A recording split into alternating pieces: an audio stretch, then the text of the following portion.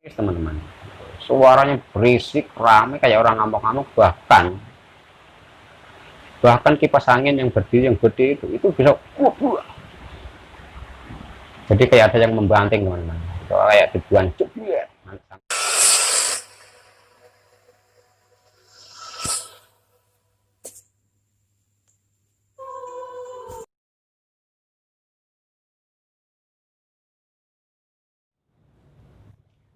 Assalamualaikum warahmatullahi wabarakatuh.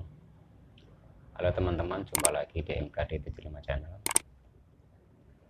Teman-teman, di kesempatan kali ini saya mau menyampaikan permohonan maaf saya terhadap teman-teman semuanya, para subscriber saya, karena sampai sejauh ini saya itu belum bisa mengunjungi channel teman-teman satu persatu teman-teman, dikarenakan saya itu disibukkan oleh pekerjaan saya sebagai seorang sopir ya, yang dari pagi itu harus bekerja keras melayani pelanggan dan mengantarkan barang keliling-keliling teman-teman. Itu terkadang itu sekali mengirim barang itu bisa seharian, jadi muter-muter seperti itu teman-teman.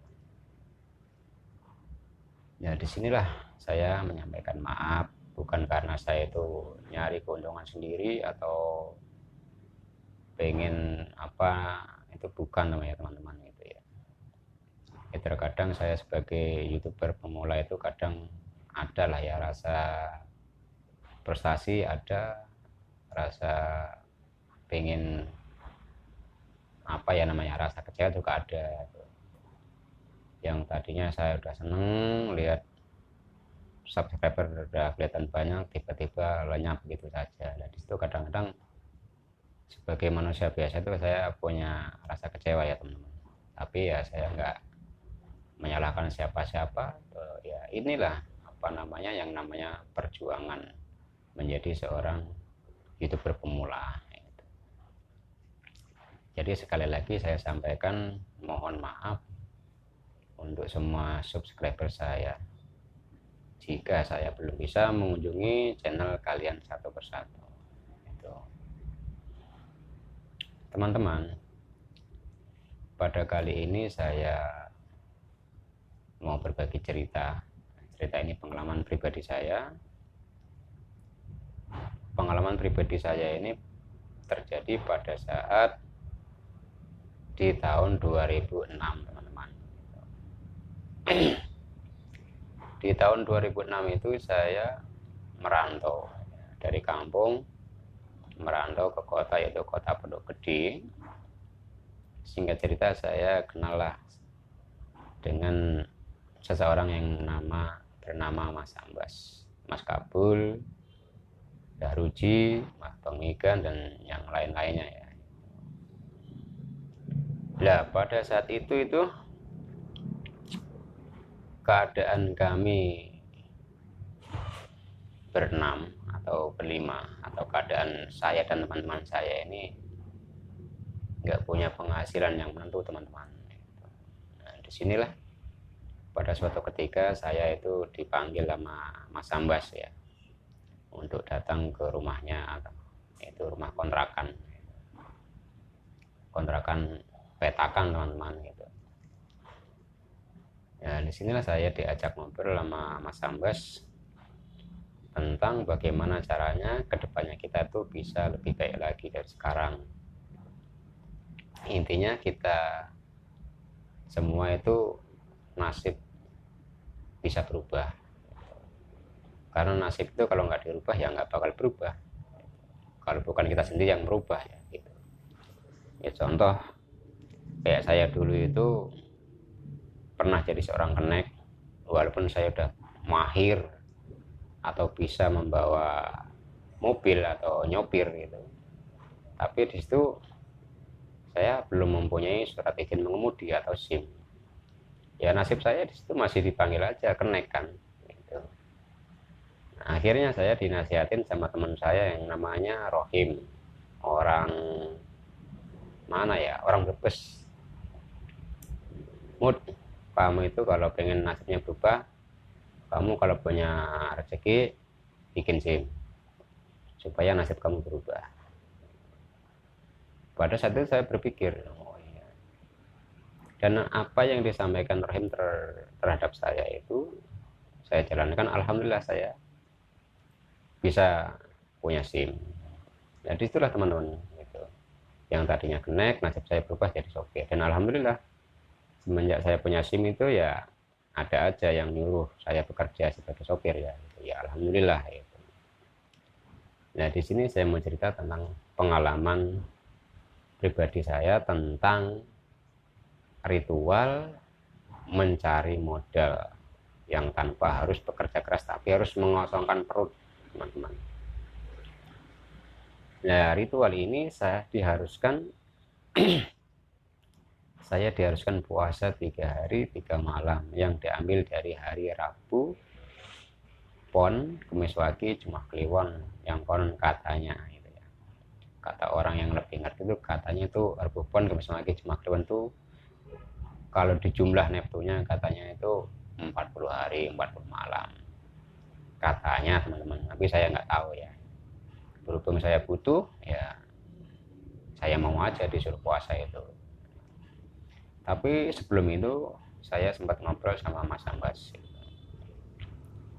Nah Mas Ambas di sini bertanya kepada saya begini, tanyanya teman-teman, Mas, sampean hafal doa Nurbot apa enggak? Wah saya enggak hafal Mas, cuman sedikit aja paham.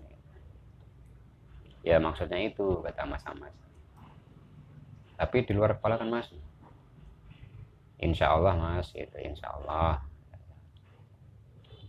Ya udah kalau gitu oke lah. Tapi kira-kira Mas Muhammad kalau saya kasih tugas itu mau enggak?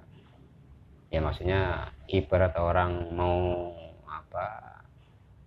apa namanya punya bisa menimba itu kan harus bikin sumur gitu. Intinya saya harus menggali buat sumur supaya punya sumber air sendiri. Hanya saja di sini yang digali itu bukan sumber air teman-teman, tapi sumber rezeki melalui ritual yang bakal saya lakukan itu dengan cara itu tadi, puasa 3 hari 3 malam teman-teman. Oke, singkat cerita pendek kata, hari sudah mendekati atau waktu sudah mendekati hari yang ditentukan, itu Rabu Pon, Kemis Wage, Jumat Kliwon. Selasa pagi saya dan teman-teman saya sudah mempersiapkan kebutuhan atau syarat-syarat yang ditentukan, yaitu mulai ayam kampung, terus pisang raja, terus apa namanya kemenyan Arab dan lain-lain lah ya, itu dipersiapkan dengan rapi dengan baik. Tapi mulai ya kayak orang selamatan itu mulainya itu mendekati jam 12 malam atau bisa dibilang jam setengah 12 malam teman-teman. Nah, di sini kejadian yang menurut saya itu misteri atau mistis itu terjadi, dimulai dari situ. Pada saat ubur sampai syarat-syarat untuk ritual sudah lengkap, itu saya dan teman-teman saya ini kan nunggu waktu kan, apa namanya duduk di teras ngobrol-ngobrol ya, ngobrol apalah itu. Nah, tiba-tiba di dalam kamar nih, di mana tempat saya ritual nanti itu terjadi kegaduhan, tapi kegaduhannya itu misterius teman-teman. Suaranya berisik, ramai kayak orang ngamuk-ngamuk, bahkan kipas angin yang berdiri yang gede itu bisa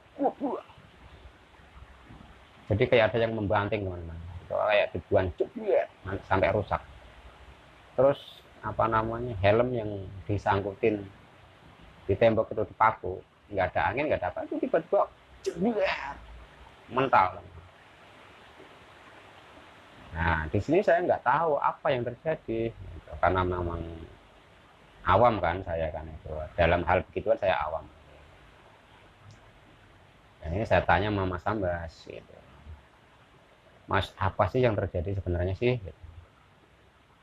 Oh ya Mas, ini kan kita nih kan mau buka ritual nih. Jadi kalau orang, maksudnya orang biasa itu yang datang itu bukan dari sini aja Mas, tapi banyak yang dari jauh pada datang kemari. Oh begitu, kata saya. Nah, akhirnya Mas Ambas itu ngomong begini, ya ngomong sendiri di dalam kamar itu. Nanti sebentar lagi dimulai, sabar. Nah, anehnya kejadian itu langsung berhenti teman-teman. Nggak kayak orang ngamuk-ngamuk lagi, itu nggak ada. Akhirnya mulailah kita mengirimkan Fatihah, ya semuanya lah ya, itu saya nggak bisa menceritakan satu persatu di sini. Fatihah yang utama, yang ini. Akhirnya terus setelah selesai berdoa, ya ubur rampe yang tadinya kita persiapkan dengan baik itu nggak kita taruh begitu saja sampai besok, bukan teman-teman. Cuman kita makan sendiri gitu. Ayam ingkung kita makan, semuanya kita makan, terutama saya yang disuruh makan paling banyak karena buat bekal 3 hari ke depan atau hari esok 3 hari, 3 hari 3 malam saya nggak makan, nggak tidur, nggak minum, nggak boleh ngomong ya, di situ teman-teman. Kalaupun tidur itu ya ada peraturannya ya gitu.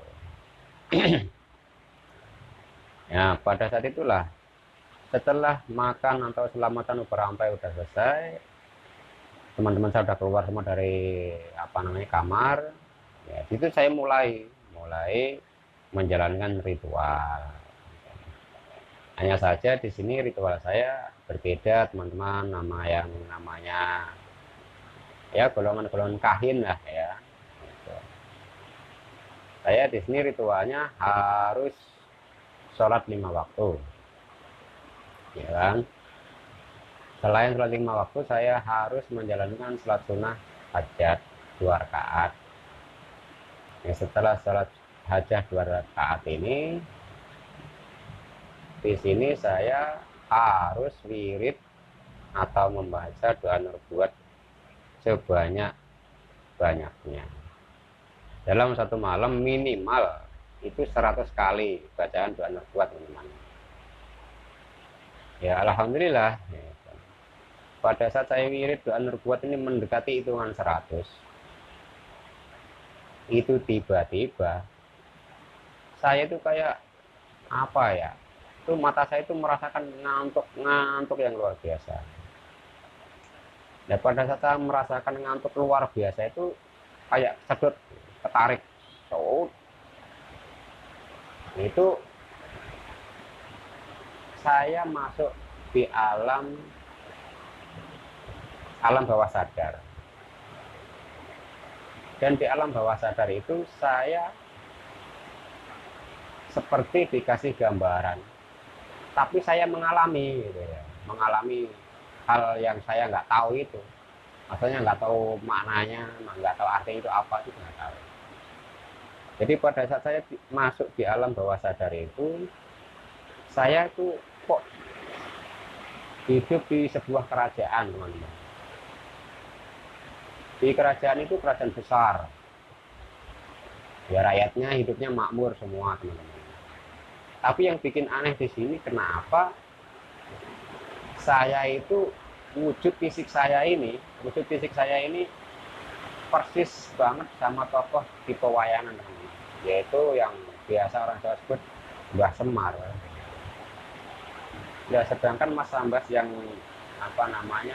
menyuruh saya berpuasa itu wujud fisiknya itu seperti Mbah Petruk. Nah itulah teman-teman yang membuat saya aneh gitu ya. Itu di malam pertama seperti itu. Terus di malam keduanya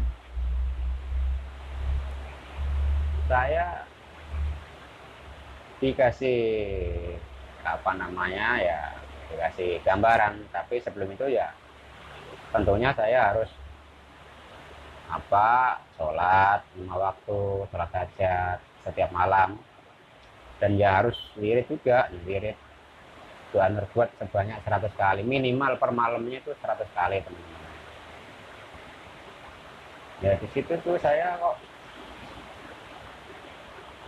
di alam bawah sadar itu saya ditemui orangnya 2D tinggi besar, datang dari negeri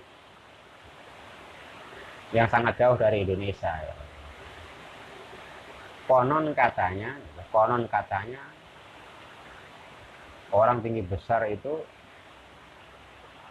adalah kepala hodam, yang salah satu kepala hodam yang menjaga atau yang berada di doa merbuat itu teman-teman. Katanya itu, saya nggak tahu, tapi kata yang ngerti seperti itu. Itu tiba-tiba jelek di depan saya nggak berani begini mendongakkan muka saya nggak berani teman-teman, karena apa ya, takut lah, takut yang luar biasa. Nah di situ pada saat itu saya, dalam hati saya itu saya minta apa sih, ya minta dibantu atas izin Allah tuh, minta dibantu lah gitu. Supaya gimana itu kedepannya bisa lebih baik lagi dari sekarang. Dan alhamdulillah jawaban beliau ini bisa celap hilang. Ngomong bisa itu aja dong langsung celap hilang teman-teman. Nah disitulah malam kedua petunjuknya seperti itu.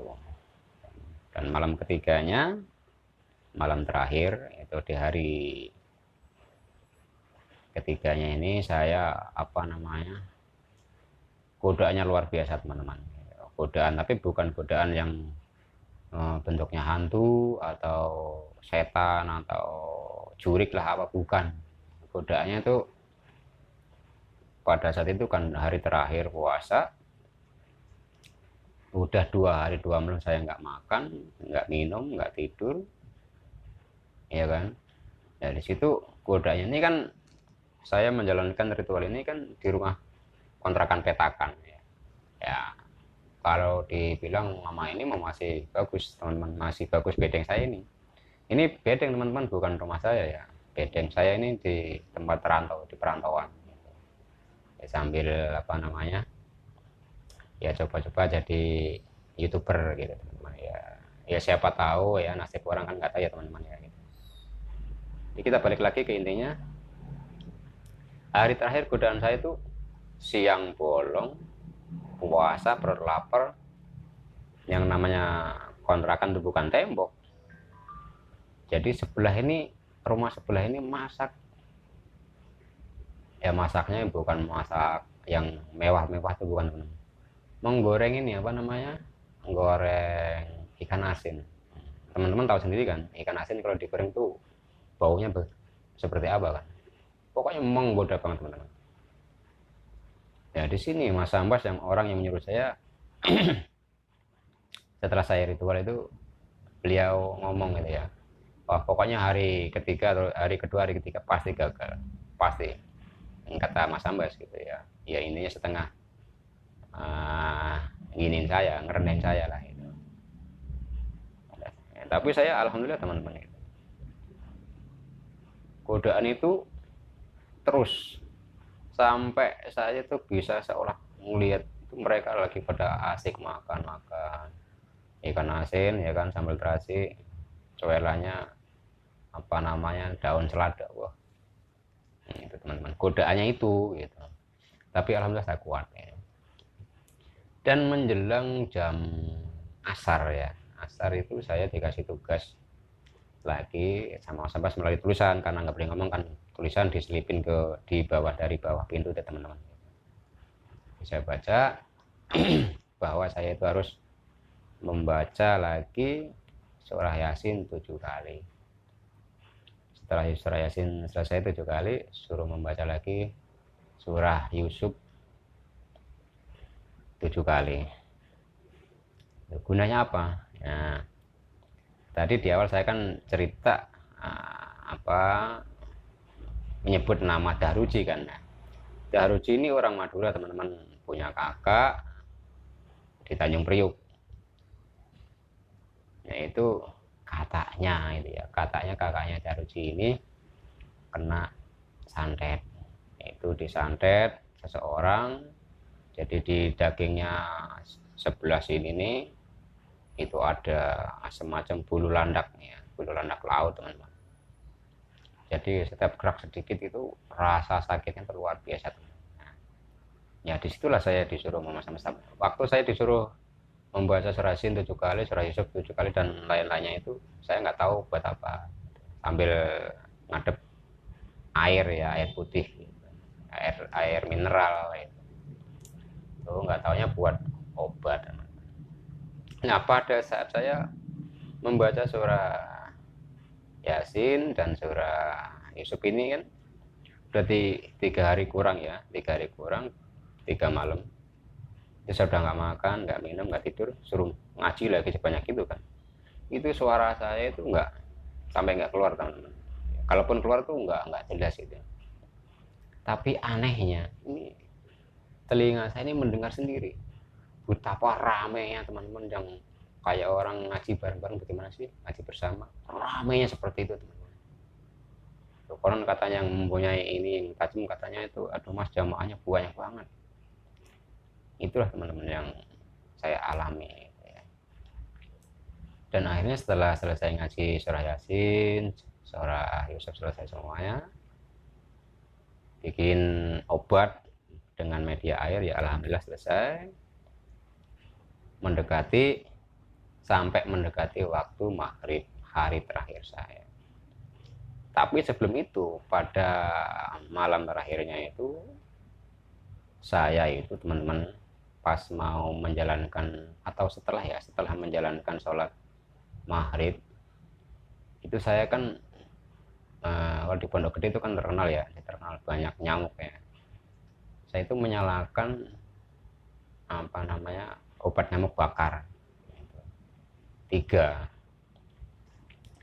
Nah itu sebelum saya menjalankan sholat maghrib ini kan yang obat nyamuknya ini kan saya bakar kan.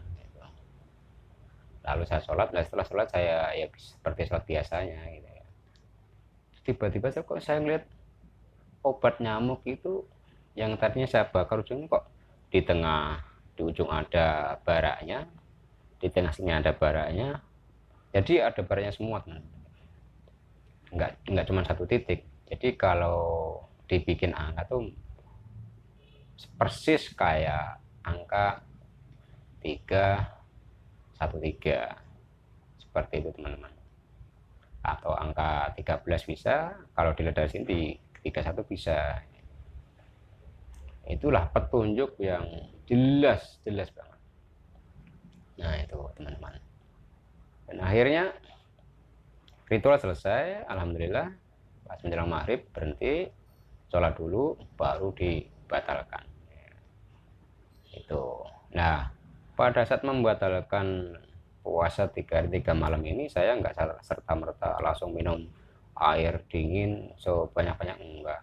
Minum air, saya di situ ada peraturannya teman-teman. Itu kalau setelah